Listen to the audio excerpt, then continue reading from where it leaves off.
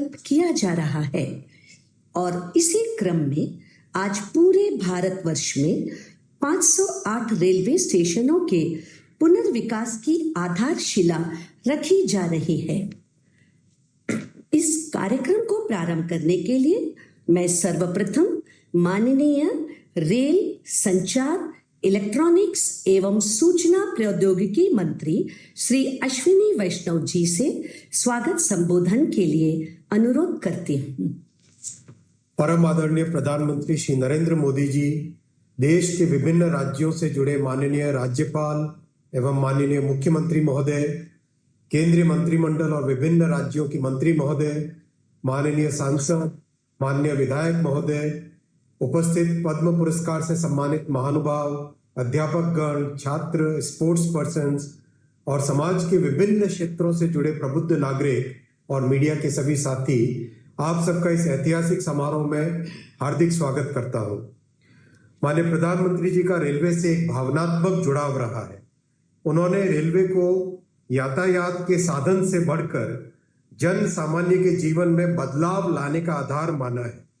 Railway को आर्थिक विकास का माध्यम माना है। पिछले 9 वर्षों में भारतीय रेलवे में हुए अभूतपूर्व ट्रांसफॉर्मेशन प्रधानमंत्री जी की रेल विकास से राष्ट्र विकास की सोच का साक्षी है। इस वर्ष देश के हर राज्य को प्रधानमंत्री जी ने रिकॉर्ड रेल बजट का आवंटन किया है। पिछले 9 वर्षों में रेलवे को आवंटित राशि करीब 9 गुना बढ़कर इस साल 2,40,000 करोड़ रुपए की गई। प्रधानमंत्री जी का एक स्पष्ट फोकस रहा है सेफ्टी, उत्तम पैसेंजर एक्सपीरियंस और नई टेक्नोलॉजी का उपयोग। चाहे जम्मू कश्मीर में आज विश्व का सबसे ऊंचा रेलवे आर्च ब्रिज बन रहा हो, कोलकाता में हुगली नदी के नीचे मेट्रो बनने का काम हो, देश में चल रही 50 वंदे भारत सर्विसेज का काम हो, या फिर तेजी से बन रहे मुंबई से अहमदाबाद बुलेट ट्रेन प्रोजेक्ट का काम हो, प्रधानमंत्री जी के नेतृत्व में इन सब प्रोजेक्ट्स की देश भर में चर्चा है। इसी कड़ी में अमृत भारत स्टेशन की परिकल्पना भी 140 करोड़ देशवासियों की आकांक्षाओं और अपेक्षाओं को पूरा करने के संकल्प से बंधी है। माननीय प्रधानमंत्री जी का स्पष्ट मार्गदर्शन था कि स्टेशन का डिजाइन ऐसा बने जो अगले 50 वर्षों की जरूरतों के लिए उपयुक्त हो। ऐसे वर्ल्ड क्लास डिजाइन पे काम करके आज 508 स्टेशन का फाउंडेशन स्टोन माननीय प्रधानमंत्री जी ले करेंगे। इसीलिए आज हर स्टेशन का पुनर्विकास इस तरह से हो रहा है कि शहर के दोनों भागों को जोड़े, स्टेशन सिटी सेंटर के रूप में उभरे, मल्टी मोडल ट्रांसपोर्ट सुविधाएं हो, city bus, metro, car, bike, पैदल यात्री सभी आसानी से आ जा सके, नई अर्बन स्पेसेस बने जो नागरिकों को नई सुविधाएं दे सके, हर स्टेशन पर रूफ प्लाजा हो जहां पर वोकल फॉर लोकल और वन स्टेशन वन प्रोडक्ट के माध्यम से स्थानीय क्राफ्ट्समैन को नए अवसर मिले। ये हमारे लिए सौभाग्य की बात है कि माननीय प्रधानमंत्री जी आज पूरे देश में अपने विजन पर आधारित 508 अमृत भारत स्टेशनों का शिलान्यास करेंगे। सबका साथ, सबका विकास, सबका विश्वास और सबका प्रयास के मूल मंत्र पर आधारित ये नए स्टेशन सभी नागरिकों को डिग्निटी ऑफ ट्रैवल प्रदान करेंगे। कुल 24,500 करोड़ रुपए की लागत से बन रहे इन स्टेशनों पर बच्चे, माताएं, वरिष्ठ नागरिक, दिव्यांगजन, इन सब की जरूरतों को ध्यान में रखकर सुविधाएं दी जाएंगी। इतना ही नहीं, स्टेशन भवनों का डिजाइन स्थानीय संस्कृति और विरासत से प्रेरित होगा। माननीय प्रधानमंत्री जी का सदैव मार्गदर्शन रहता है कि विरासत भी विकास भी। आज भारत में वर्ल्ड क्लास इंफ्रास्ट्रक्चर का निर्माण हो रहा है। देश के कोने कोने तक कनेक्टिविटी को बढ़ाने के लिए रोडवेज, रेलवेज, एयरवेज, हाईवेज और वाटरवेज का विस्तृत नेटवर्क बन रहा है। भारत को विकसित देश बनाने के सपने की एक मजबूत नींव है। इस बड़े बदलाव के पीछे प्रधानमंत्री जी की दूरगामी सोच है। माननीय प्रधानमंत्री जी, इस अमृत काल में भारत को विकसित राष्ट्र बनाने के आपके प्रण को साकार करने के लिए हम सभी कृत संकल्प हैं। 21वीं सदी के भारत की विकास यात्रा को आगे बढ़ाने के लिए हम सभी तैयार हैं। एक बार फिर से प्रधानमंत्री जी, आपको और सभी उपस्थित महानुभावों का मैं अभिनंदन करता हूं और हार्दिक आभार करता हूं। जय हिंद, धन्यवाद। धन्यवाद माननीय मंत्री जी। आज के इस कार्यक्रम के माध्यम से देश में रेलवे इंफ्रास्ट्रक्चर के एक नए युग का आरंभ होने जा रहा है। 508 रेलवे स्टेशनों को विश्व स्तरीय बनाने के क्रम में जिन सुविधाओं का सृजन किया जा रहा है, आइए नजर डालते हैं इसकी झलक दिखाती एक लघु फिल्म पर।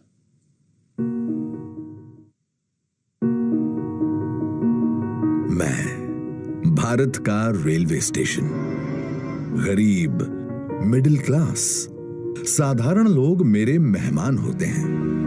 मैं सबके लिए सोचता हूं, लेकिन अंग्रेजों के जमाने से मेरे लिए सोच गरीब ही होती थी। अब गरीब लोग धक्के नहीं खाएंगे तो और कौन खाएगा? गरीब थोड़े ही एसी की हवा खाएगा, वो तो लंबी सीढ़ियां चढ़ेगा, अपने बुजुर्ग माँ बाप को भी कष्ट से चढ़ाएगा। साधारण आदमी कहां एयरपोर्ट से सुविधा पाएगा? भले मैं देश की अर्थव्यवस्था का बहुत बड़ा इंजन हूं, लेकिन मॉडर्न बड़ा इंफ्रास्ट्रक्चर तो बड़े लोगों के लिए बनेगा। देश का साधारण आदमी तो स्टेशनों पर पार्किंग से लेकर हर चीज के लिए धक्के ही खाएगा। चलो मान लो रेलवे स्टेशनों का उत्थान भी होगा, तो वो भी केवल मुंबई, दिल्ली में होगा। कहां छोटे शहरों के स्टेशनों का नंबर लगेगा? भारत के रेलवे स्टेशनों की ये कड़वी हकीकत होती थी, पर इस स्थिति को बदलने का बीड़ा उठाया हमारे प्रधानमंत्री नरेंद्र मोदी जी ने। स्वयं बचपन में रेलवे स्टेशन पर चाय बेचकर पिता का हाथ बटाने वाले बालक ने देश के हर आम नागरिक के लिए एक बड़ा सपना देखा, भारत के रेलवे स्टेशनों की काया पलट का। देश के 3 रेलवे स्टेशनों को बदलकर ये यात्रियों के सामने नए भारत की संकल्प शक्ति दिखा चुके हैं। गांधीनगर का कैपिटल स्टेशन, भोपाल का रानी कमलापति स्टेशन और बेंगलुरु का sir M Visvesvaraya station.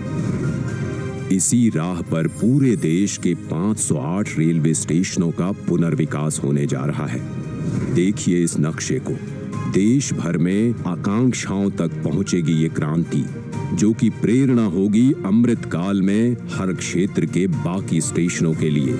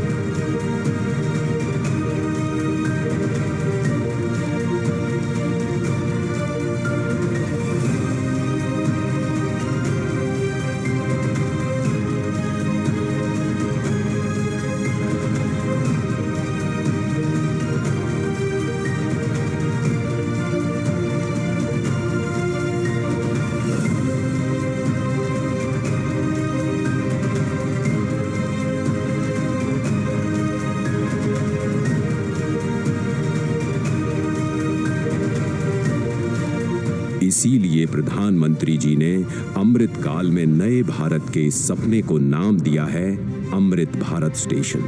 Bharat की महानता, समानता और आधुनिकता का प्रतीक। सपना बड़ा तो फंड भी बड़ा।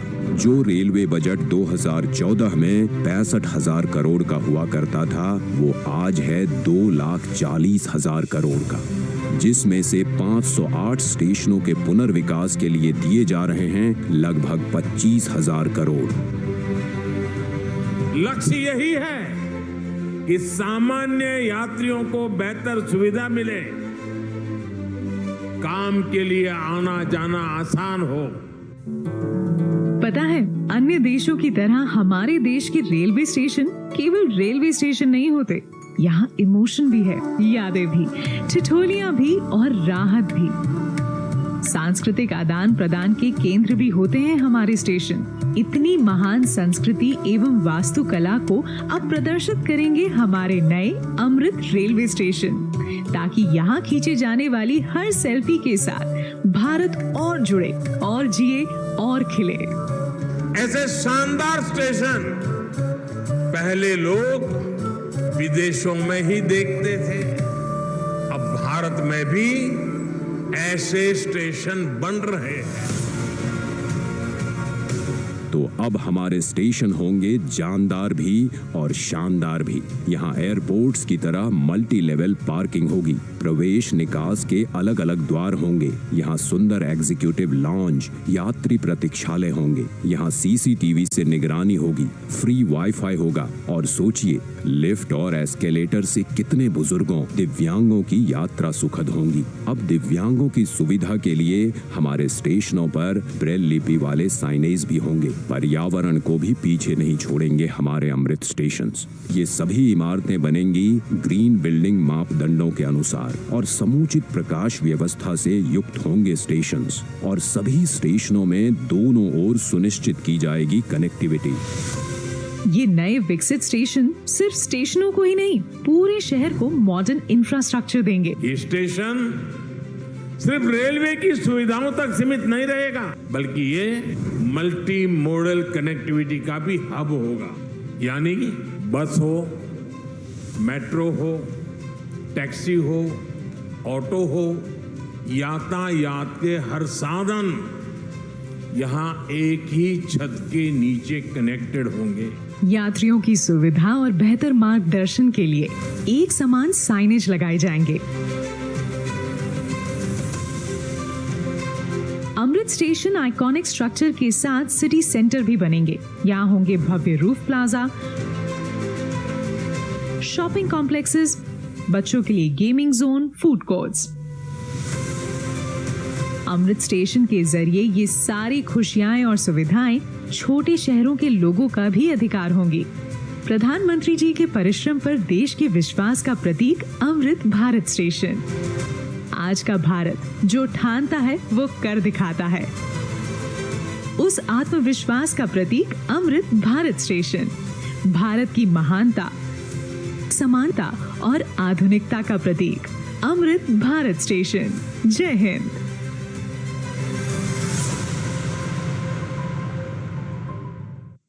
प्रधानमंत्री जी से आग्रह करती हूँ कि वे रिमोट का बटन दबाकर 508 अमृत भारत स्टेशनों के पुनर्विकास का शिलान्यास करें।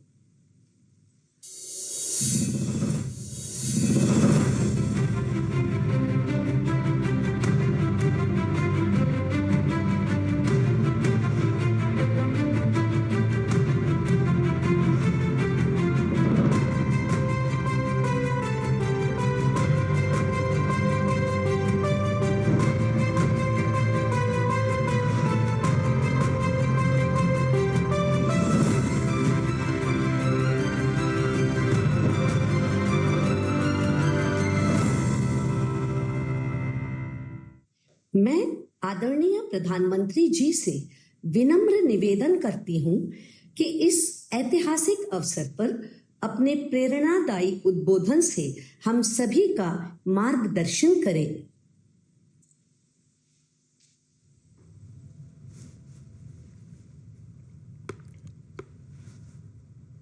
नमस्कार।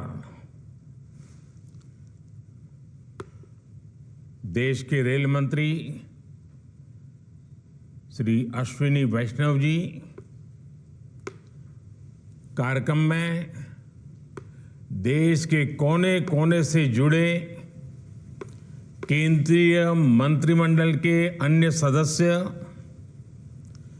विभिन्न राज्यों के गवर्नर, मुख्यमंत्रीगण, राज्य मंत्रिमंडल के मंत्रीश्री, सांसदगण, विधायकगण, अन्य सभी महानुभाव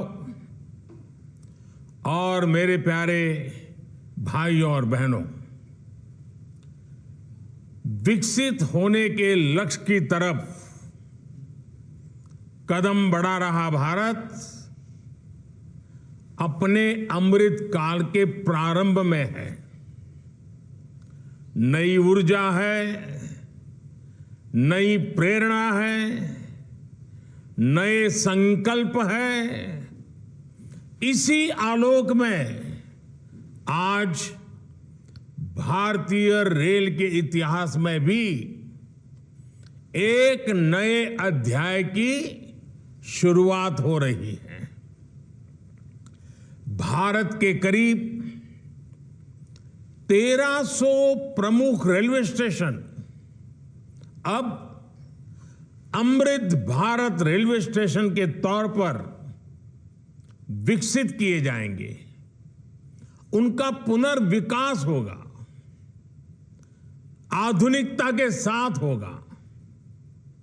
इसमें से आज 508 अमृत भारत स्टेशनों के पुनर्निर्माण का काम शुरू हो रहा है और इन 508 अमृत भारत स्टेशन के नवनिर्माण पर करीब 25,000 करोड़ रुपए खर्च किए जाएंगे।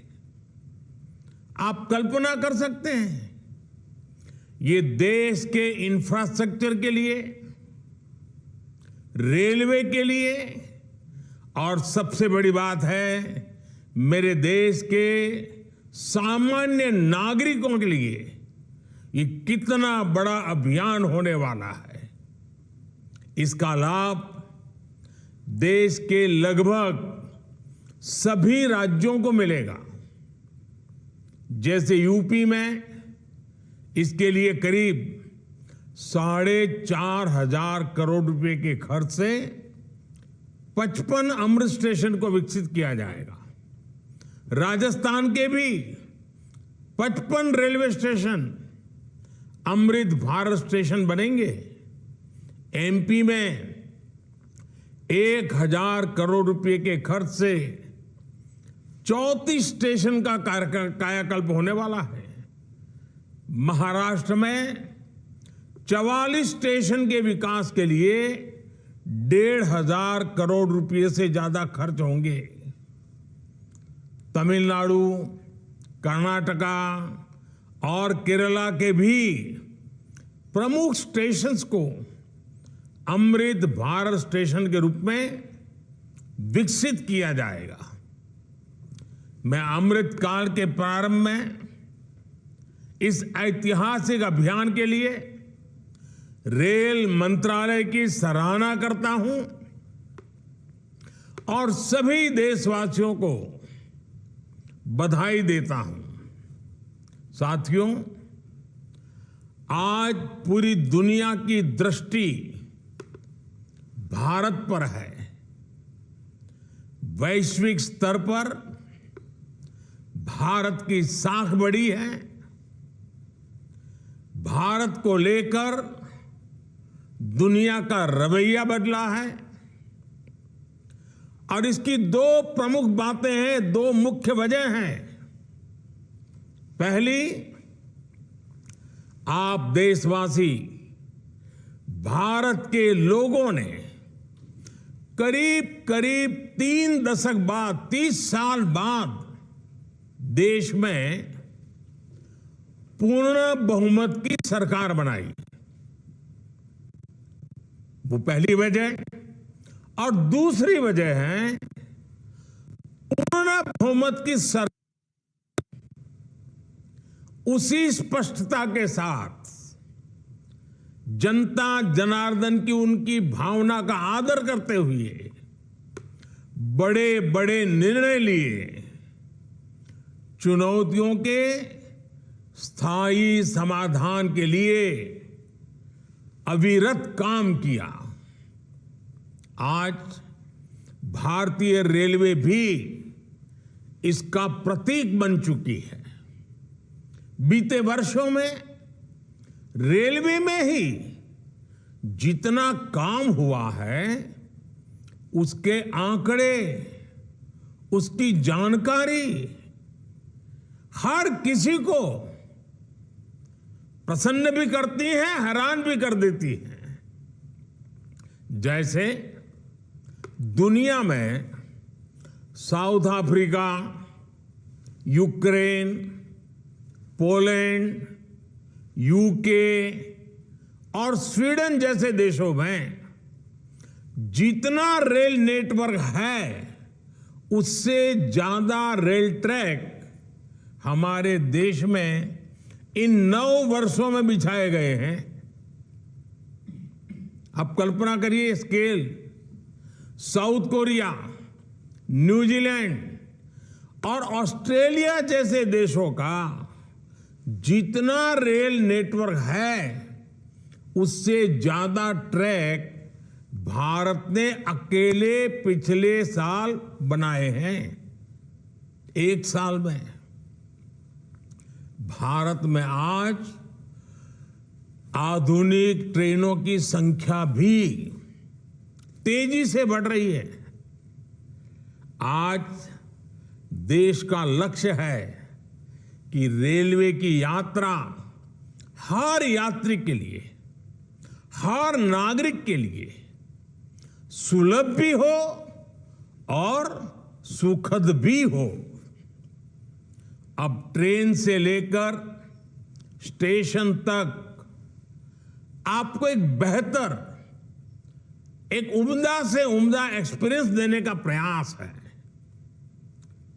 प्लेटफॉर्म्स पर बैठने के लिए बेहतर सीटें लग रही हैं, अच्छे वेटिंग रूम बनाए जा रहे हैं। आज देश के हजारों रेलवे स्टेशनों पर मुफ्त वाईफाई की सुविधा है।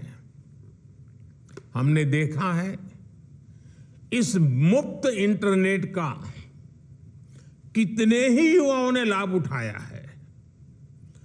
पढ़ाई करके वो अब बहुत कुछ अपने जीवन में सिद्धियां प्राप्त कर चुके हैं।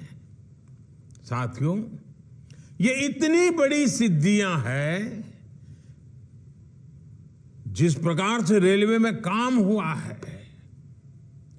किसी भी पीएम का मन कर जाएगा कि इनका जिक्र 15 अगस्त को लाल किले से करें। और जब 15 अगस्त सामने है तो मन बहुत ही लालायित होता है कि उसी दिन इसकी चर्चा करूं। लेकिन आज ये इतना विराट आयोजन हो रहा है, देश के कोने कोने से लोग जुड़े हैं, इसलिए मैं अभी ही इस बात पर इतने विस्तार से चर्चा कर रहा हूं। साथियों, रेलवे को हमारे देश की लाइफलाइन कहा जाता है, लेकिन इसके साथ ही हमारे शहरों की पहचान भी शहर के रेलवे स्टेशन से जुड़ी होती है। समय के साथ ये रेलवे स्टेशन अब हार्ट ऑफ द सिटी बन गए हैं। शहर की सारी प्रमुख गतिविधियां रेलवे स्टेशनों के आसपास ही होती हैं। इसलिए आज बहुत आवश्यक है कि हमारे रेलवे स्टेशनों को नए आधुनिक स्वरूप में ढाला जाए। रेलवे की जगह का ऑप्टिमम यूटिलाइजेशन किया जाए। साथियों, जब देश में इतने सारे नए आधुनिक स्टेशन बनेंगे तो उससे विकास को लेकर एक नया माहौल भी बनेगा। देसी विदेशी कोई भी पर्यटक जब ट्रेन से इन आधुनिक स्टेशनों पर पहुंचेगा तो राज्य की, आपके शहर की पहली तस्वीर उसे जरूर प्रभावित करेगी, वो यादगार बन जाती है। आधुनिक सेवाओं के कारण पर्यटन को बढ़ावा मिलेगा। स्टेशन के आसपास अच्छी व्यवस्थाएं होने से आर्थिक गतिविधियों को भी बढ़ावा मिलेगा। सरकार ने स्टेशनों को शहर और राज्यों की पहचान से जोड़ने के लिए वन स्टेशन वन प्रोडक्ट योजना भी शुरू की है। इससे पूरे इलाके के लोगों को कामगारों और कारीगरों को फायदा होगा, साथ ही जिले की ब्रांडिंग भी होगी। साथियों, आजादी के अमृत काल में देश ने अपनी विरासत पर गर्व का भी संकल्प लिया है। ये अमृत रेलवे स्टेशन उसके भी प्रतीक बनेंगे, हमें गर्व से भर देंगे। इन स्टेशंस में देश की संस्कृति और स्थानीय विरासत की झलक दिखेगी। जैसे जयपुर रेलवे स्टेशन में हवा महल, आमेर फोर्ट जैसी राजस्थान की धरोहरों की झलक होगी। जम्मू कश्मीर का जम्मू तवी रेलवे स्टेशन प्रसिद्ध रघुनाथ मंदिर से प्रेरित होगा। नागालैंड के दिमापुर स्टेशन पर वहां की 16 जनजातियों की लोकल वास्तुकला दिखाई देगी। हर अमृत स्टेशन शहर की आधुनिक आकांक्षाओं और प्राचीन विरासत का प्रतीक बनेगा। देश के विभिन्न ऐतिहासिक स्थलों और तीर्थ स्थानों को जोड़ने के लिए इन दिनों देश में एक भारत गौरव यात्रा ट्रेन, भारत गौरव टूरिस्ट ट्रेन भी चल रही है। शायद आपके ध्यान में आया होगा, उसको भी मजबूती दी जा रही है। साथियों, किसी भी व्यवस्था को ट्रांसफॉर्म करने के लिए जरूरी होता है कि हम उसके पोटेंशियल को पहचानें। भारतीय रेल में तो ग्रोथ को रफ्तार देने का अपार पोटेंशियल है। इसी सोच के साथ बीते 9 वर्षों में हमने रेलवे में रिकॉर्ड इन्वेस्टमेंट किया है। इस साल के रेलवे को 2.5 लाख करोड़ रुपए से ज्यादा का बजट दिया गया है। ये बजट 2014 की तुलना में 5 गुना ज्यादा है। आज एक होलिस्टिक सोच के साथ रेलवे के समग्र विकास के लिए काम हो रहा है। इन 9 वर्षों में लोकोमोटिव्स उत्पादन में भी 9 गुना की वृद्धि हुई है। आज देश में पहले की अपेक्षा 13 गुना ज्यादा HLB कोच बन रहे हैं। साथियों, नॉर्थ ईस्ट में रेलवे के विस्तार को भी हमारी सरकार ने प्राथमिकता दी है। रेलवे लाइनों का दोहरीकरण हो, गेज परिवर्तन हो, इलेक्ट्रिफिकेशन हो, नए रूट्स का निर्माण हो, इस पर तेजी से काम किया जा रहा है। जल्द ही पूर्वोत्तर के सभी राज्यों की राजधानियां रेलवे नेटवर्क से जुड़ जाएगी।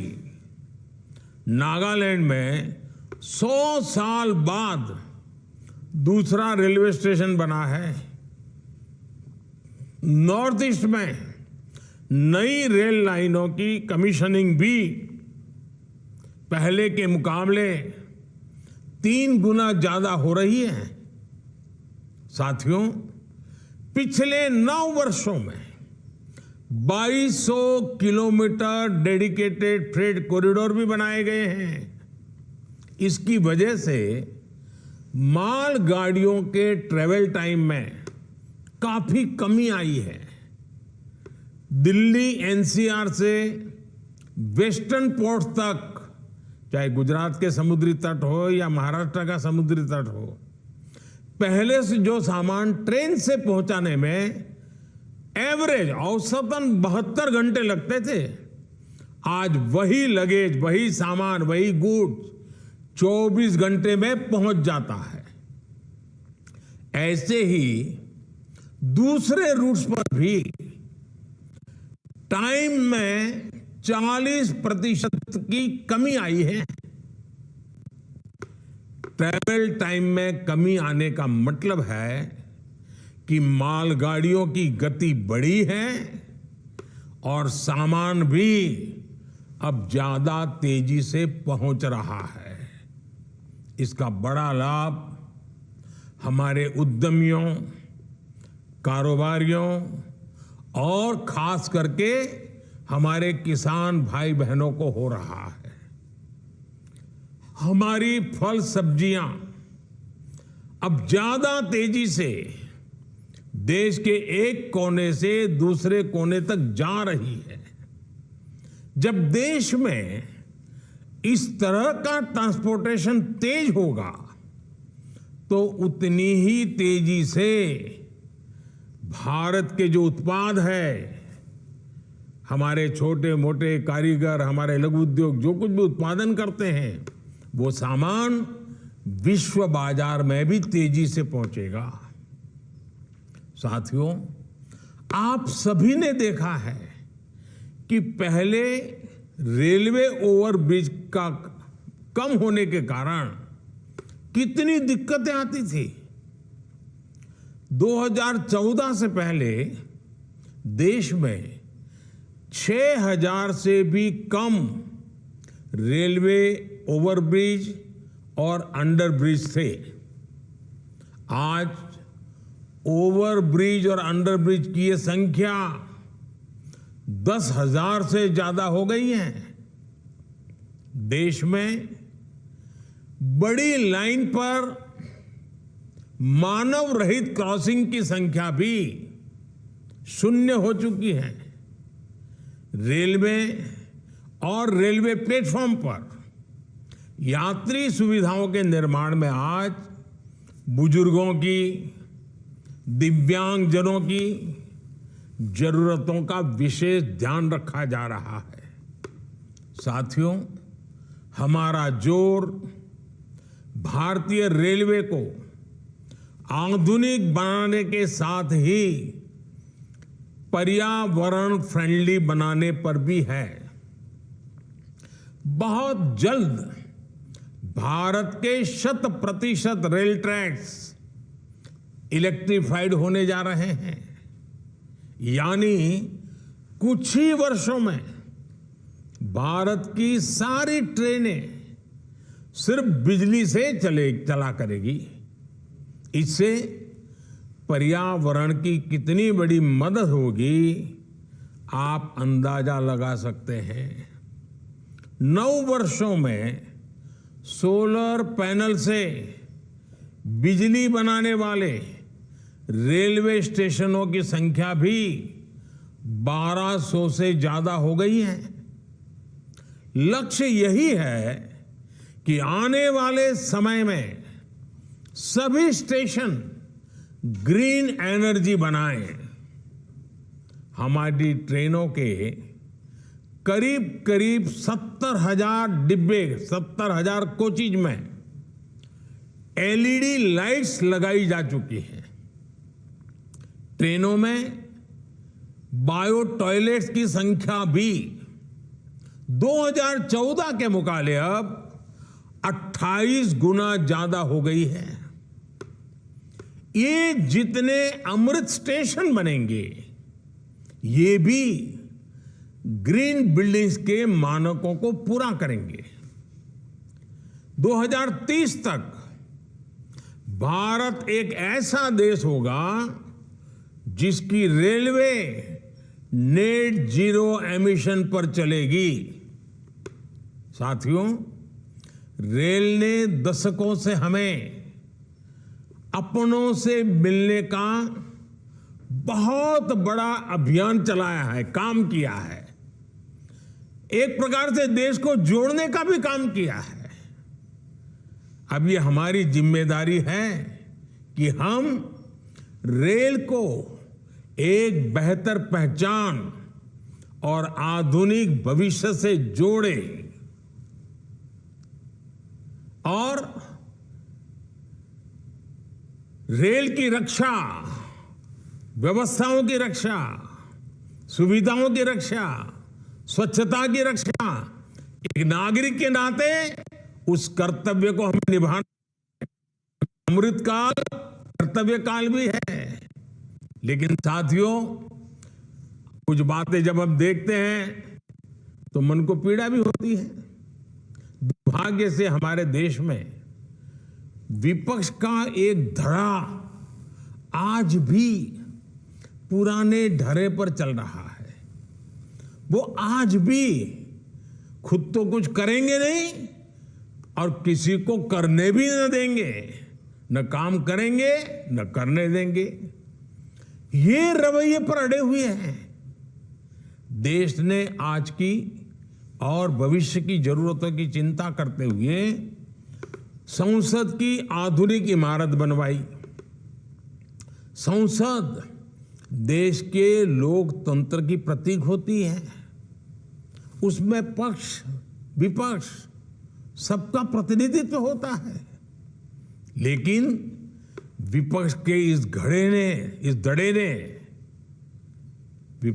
धड़े ने संसद की नई इमारत का भी विरोध किया। हमने कर्तव्य पथ का विकास किया तो उसका भी विरोध किया गया। इन लोगों ने 70 साल तक देश के वीर शहीदों के लिए वॉर मेमोरियल तक नहीं बनाया। जब हमने नेशनल वॉर मेमोरियल बनाया, उसका निर्माण किया, तो इसकी भी सरेआम आलोचना करते उनको शर्म नहीं आई। सरदार वल्लभ भाई पटेल का स्टैच्यू ऑफ यूनिटी आज दुनिया की सबसे बड़ी मूर्ति है। हर हिंदुस्तानी को गर्व होता है। और कुछ राजनीतिक दल चुनाव के समय तो सरदार साहब को याद कर लेते हैं, लेकिन आज तक इनका एक भी बड़ा नेता स्टैच्यू ऑफ यूनिटी में जाकर के सरदार साहब की इस भव्य प्रतिमा के न दर्शन किए न उन्हें नमन किया है। लेकिन साथियों, हमने देश के विकास को इस सकारात्मक राजनीति से आगे बढ़ाने का फैसला किया है और इसलिए नकारात्मक राजनीति से ऊपर उठकर सकारात्मक राजनीति के मार्ग पर एक मिशन के रूप में हम चल रहे हैं। किस राज्य में किसकी सरकार है, कहां किसका वोट बैंक है, इस सब से ऊपर उठकर हम पूरे देश में विकास को सर्वोच्च प्राथमिकता दे रहे हैं। सबका साथ सबका विकास, ये धरती पर चरितार्थ करने के लिए जी जान से जुटे हैं। साथियों, पिछले वर्षों में रेलवे युवाओं को जॉब देने का भी बहुत बड़ा जरिया बनी है। करीब 1.5 लाख से ज्यादा युवाओं को अकेले रेलवे में पक्की नौकरी मिली है। इसी तरह इंफ्रास्ट्रक्चर पर लाखों करोड़ के निवेश से लाखों युवाओं को रोजगार मिल रहा है। इस समय केंद्र सरकार 10 लाख युवाओं को नौकरी देने का अभियान भी चला रही है। रोजगार मेलों में लगातार युवाओं को नियुक्ति पत्र मिल रहे हैं। ये बदलते भारत की वो तस्वीर है जिसमें विकास युवाओं को नए अवसर दे रहा है और युवा विकास को नए पंख लगा रहे हैं। साथियों, आज इस कार्यक्रम में बहुत सारे स्वतंत्रता सेनानी हमें आशीर्वाद देने के लिए उपस्थित हैं। कई पद्म सम्मान प्राप्त महानुभाव भी इस कार्यक्रम की शोभा बढ़ा रहे हैं। हर भारतीय के लिए अगस्त महीना बहुत विशेष महीना होता है। ये महीना क्रांति का महीना है, कृतज्ञता का महीना है, कर्तव्य भावना का माह है। अगस्त में कितने ही ऐतिहासिक दिवस आते हैं जिन्होंने भारत के इतिहास को नई दिशा दी और आज भी हमें प्रेरित करते हैं। कल 7 अगस्त को पूरा देश स्वदेशी आंदोलन को समर्पित नेशनल हैंडलूम डे मनाएगा। 7 अगस्त की ये तारीख हर भारतीय के लिए वोकल फॉर लोकल होने के संकल्प को दोहराने का दिन है। कुछ ही दिनों बाद गणेश चतुर्थी का पवित्र पर्व भी आने वाला है। हमें अभी से इको फ्रेंडली गणेश चतुर्थी की तरफ जाना है। हम कोशिश करें कि गणपति बप्पा की प्रतिमाएं इको फ्रेंडली मटेरियल्स की बनी हो। ये वर्ष हमारे स्थानीय कारीगरों, हमारे हस्तशिल्पियों और हमारे छोटे उद्यमियों के बनाए उत्पादों को खरीदने की प्रेरणा देता है। साथियों, 7 तारीख के एक दिन बाद 9 अगस्त आ रही है। 9 अगस्त वो तारीख है जब ऐतिहासिक क्विट इंडिया मूवमेंट की शुरुआत हुई थी। महात्मा गांधी ने मंत्र दिया था और क्विट इंडिया मूवमेंट ने स्वतंत्रता की तरफ भारत के कदमों में नई ऊर्जा पैदा कर दी थी।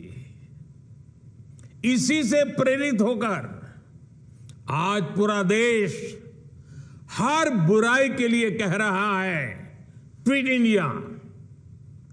चारों तरफ एक ही गूंज है, करप्शन क्विट इंडिया, यानी भ्रष्टाचार इंडिया छोड़ो, डायनेस्टी क्विट इंडिया, यानी परिवारवाद इंडिया छोड़ो, अपीजमेंट क्विट इंडिया, यानी तुष्टीकरण इंडिया छोड़ो। साथियों, उसके बाद 15 अगस्त की पूर्व संध्या 14 अगस्त का विभाजन विभीषिका स्मरण दिवस, जब मां भारती के 2 टुकड़े हो गए थे। एक ऐसा दिन है जो हर भारतीय की आंखों को नम कर देता है। यह उन अनगिनत लोगों को याद करने का दिन है जिन्होंने भारत के बंटवारे की बड़ी कीमत चुकाई। ये उन परिवारों के प्रति एकजुटता को दिखाने का, जिन्होंने अपना सब कुछ खो दिया और फिर भी साहस के साथ मां भारती के लिए अपनी श्रद्धा को लेते हुए जीवन को पटरी पर लेने के लिए जूझते रहे। आज ये अपने परिवार, अपने देश के हित में, देश के विकास में महत्वपूर्ण योगदान दे रहे हैं। और साथियों, 14 अगस्त विभाजन विभीषिका दिवस, मां भारती के टुकड़ों का वो दिन हमें भविष्य में मां भारती को एक रखने की जिम्मेवारी भी देता है। अब इस देश को किसी भी तरह से कोई नुकसान न हो पाए, ये संकल्प करने का समय भी ये विभाजन विभीषिका दिवस 14 अगस्त है। साथियों, देश का हर बच्चा, बुजुर्ग, सब कोई 15 अगस्त का इंतजार करता है। और हमारा 15 अगस्त, हमारा स्वतंत्रता दिवस, हमारे तिरंगे और हमारे राष्ट्र की प्रगति के प्रति हमारी प्रतिबद्धता को दोहराने का समय है। पिछले साल की तरह ही इस बार भी हमें हर घर तिरंगा फहराना है। हर घर तिरंगा, हर दिल तिरंगा, हर मन तिरंगा, हर मकसद तिरंगा, हर सपना तिरंगा, हर संकल्प तिरंगा। मैं देख रहा हूं कि अनेक साथी आजकल सोशल मीडिया पर अपनी तिरंगे वाली डीपी अपडेट कर रहे हैं। हर घर तिरंगा के उद्घोष के साथ फ्लैग मार्च भी निकाल रहे हैं। मैं आज सभी देशवासियों से, विशेष रूप से युवाओं को, हर घर तिरंगे इस आंदोलन से जुड़ने का और इसका प्रचार प्रसार करने का भी आग्रह करता हूं। साथियों, लंबे समय तक हमारे देश के लोग यही सोचते थे कि वो जो टैक्स चुका रहे हैं उसका कोई मतलब नहीं है। उन्हें लगता था कि उनकी मेहनत से कमाए हुए पैसों को भ्रष्टाचार में उड़ा दिया जाएगा। लेकिन हमारी सरकार ने इस धारणा को बदल दिया।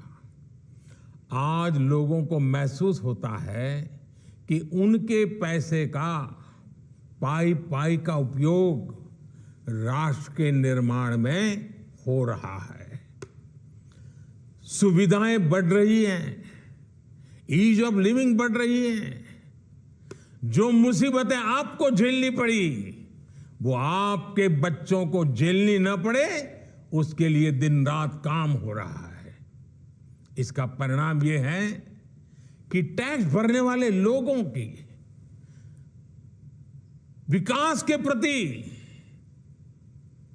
एक विश्वास बढ़ा है और उसके कारण टैक्स देने वालों की संख्या भी बढ़ रही है। एक समय था जब देश में 2 लाख रुपए की इनकम पर टैक्स लग जाता था। आज ये मोदी की गारंटी देखिए, आज 7 लाख रुपए तक की इनकम पर कोई टैक्स नहीं लगता। इसके बावजूद देश में जमा होने वाली इनकम टैक्स की राशि भी लगातार बढ़ रही है, जो विकास के काम आ रही है। इसका स्पष्ट संदेश है कि देश में मध्यम वर्ग का दायरा लगातार बढ़ रहा है। अभी 5 दिन पहले ही इनकम टैक्स रिटर्न भरने की आखिरी तारीख गुजरी है। इस साल हमने देखा है कि इनकम टैक्स रिटर्न भरने वालों की संख्या 16% बढ़ी है। ये दिखाता है कि लोगों का देश की सरकार पर, देश में हो रहे नवनिर्माण पर और विकास की कितनी जरूरत है, इस बात पर भरोसा कितना बढ़ रहा है। लोग आज देख रहे हैं कि देश में किस तरह रेलवे का कायाकल्प हो रहा है, मेट्रो का विस्तार हो रहा है। लोग आज देख रहे हैं कि देश में किस तरह एक के बाद एक नए एक्सप्रेसवे बनाए जा रहे हैं। लोग आज देख रहे हैं कि देश में किस तरह तेजी से नए नए एयरपोर्ट बनाए जा रहे हैं, नए नए अस्पताल बनाए जा रहे हैं, नए नए स्कूल बनाए जा रहे हैं। जब लोग इस तरह का बदलाव देखते हैं तो ये एहसास और मजबूत होता है कि उनके पैसे से नए भारत का निर्माण हो रहा है। आपके बच्चों के उज्जवल भविष्य की गारंटी इन सब कामों में गारंटी है। हमें इस विश्वास को दिनों दिन और मजबूत करना है। और भाई बहनों, ये जो 508 रेलवे स्टेशनों का आधुनिकीकरण हुआ है ना, ये भी उसी दिशा में उठाया गया कदम है। मैं आपको विश्वास दिलाता हूं, अमृत भारत स्टेशंस भारतीय रेल के इस कायाकल्प को एक नई ऊंचाई देंगे। आओ, इस क्रांति के महीने में हम सभी हिंदुस्तानी नए संकल्पों के साथ 2047 में, जब देश आजादी के 100 साल मनाएगा, भारत को विकसित बनाने के लिए एक नागरिक के नाते मेरी जो भी जिम्मेवारी है उसको अवश्य पूर्ण करूंगा। इस संकल्प के साथ आप सबका बहुत बहुत धन्यवाद, बहुत बहुत शुभकामनाएं।